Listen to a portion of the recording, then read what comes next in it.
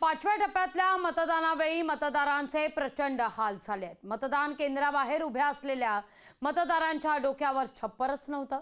EVM बिघाडामुळे तास 2 तास उभ्या असलेल्या मतदारांची सत्व परीक्षाच निवडणूक आयोगानं पाहिली आहे।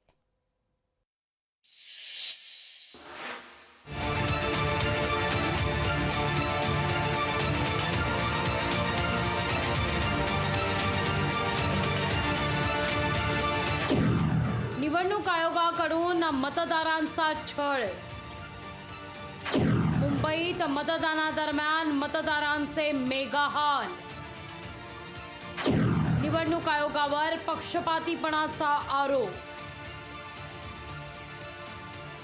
हे आहेत मनोहर नलगे। मनोहर नलगेंचा हकनाक जीव गेलाय। त्यांचा दोष एवढाच होता की त्यांनी लोकशाहीच्या मतदान उत्सवात ते सामील झाले। मतदान केंद्रावर आलेल्या हार्ट अटॅकनं त्यांचा बळी गेलाय।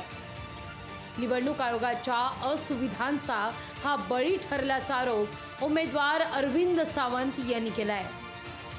पुन्हा सकाळी 9 वाजता सगळे कर्मचारी भिजून चिमू होते घामाने। एक पंखा होता, मंद चालणारे दिवे होते, खिडकी त्या प्लास्टिकने बंद करून टाकली होती, वायुविजन सुद्धा नाही। कर्मचाऱ्यांचे पण हाल झाले। 5-6 कर्मचारी तर आमची बेशुद्धवरे पडले, काहींना भोवळ आली, हॉस्पिटलला न्यावं लागलं। ही अवस्था फक्त एकट्या मनोहर नलगेंचीच नाहीये, तर मुंबईकरांचा निवडणूक आयोगानं अक्षरशः छळ केल्याचा आरोप मतदारांनी केलाय। मुंबईतल्या अनेक मतदार केंद्रांवर मतदारांसाठी मूलभूत सोयी सुविधा उपलब्ध करून दिल्या नव्हत्या। शिवाजीनगर भागात तर मतदान केंद्राबाहेर मंडपही टाकण्यात आला नव्हता। मतदारांना साधं पाणीही विचारण्याचं सौजन्य कोणी दाखवत नव्हतं। ईव्हीएम बंद पडल्याची माहिती मिळत नव्हती। मतदारांनी पुरावे दाखवल्यानंतरही त्यांची खोदून चौकशी केली जात होती। परिणामी मतदान प्रक्रिया थंड झाली होती। मतदार 2-2 तास उन्हात उभे होते। मतदारांना निवडणूक आयोगानं टॉर्चर केल्याचा आरोप संजय राऊतांचा आहे। लोकांचा छळ करायचा मतदारांचा। 4-4 तास रांगेत मतदार। तुम्ही डिजिटल इंडिया आहे ना, हे डिजिटल इंडिया आहे, ईव्हीएम आहे ना। बॅलेट पेपर काय ठीक, बॅलेट पेपरचं ठीक आहे, याचा अर्थ मोदींचं डिजिटल इंडिया सुद्धा फेल करण्यात आलं या पद्धतीनं। मतदान कर्मचाऱ्यांची 20 मेला वागणूक संशयास्पद असल्याचा आरोप शिवसेनेनं केलाय।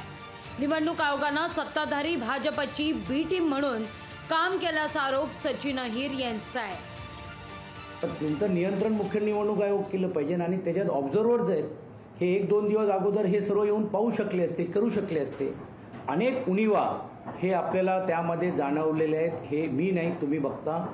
आमचं तर स्पष्ट म्हणणं आहे की जाणून बुजून काही भागांमध्ये ही टक्केवारी कमी करण्याचा प्रयत्न होतोय का? निवडणूक आयोग मतदार स्नेही असला तरच मतदान वाढू शकतं। 5व्या टप्प्यात निवडणूक आयोगाच्या कर्मचाऱ्यांनी मतदारांशी केलेला छळ पाहता पुढच्या वेळी मतदार मतदानासाठी घराबाहेर पडणार की नाही या संदर्भात शंका व्यक्त केली जातीये। स्वप्नील जाधव, लोकशाही मराठी, मुंबई।